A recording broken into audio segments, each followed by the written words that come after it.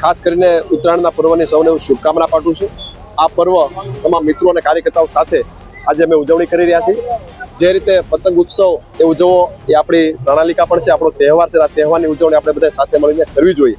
જે રીતે ગુજરાત સરકાર દ્વારા અમદાવાદની અંદર આપણા દેશના યશસ્વી વડાપ્રધાન આદરણીય મોદી સાહેબ દ્વારા પતંગ ઉત્સવને ખુલ્લો મૂકવામાં આવ્યો છે। આજે દેશના ગૃહમંત્રી અમિતભાઈ શાહ પણ એમાં હાજર છે। જે રીતના સમગ્ર રાજ્ય અને દેશની અંદર જે રીતના કાર્યક્રમો થઈ રહ્યા છે, આપણે સૌ સૌભાગ્ય પ્રાપ્ત કરી શકીએ એ પ્રકારના જ્યારે કાર્યો થતા હોય ત્યારે દેશના યશસ્વી વડાપ્રધાન આદરણીય મોદી સાહેબને પણ અભિનંદન આપું છું।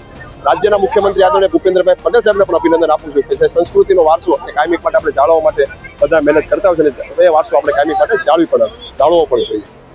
સ્થાનિક સ્વરાજ્યની ચૂંટણી આવે છે, કેવો પતંગ શકશો?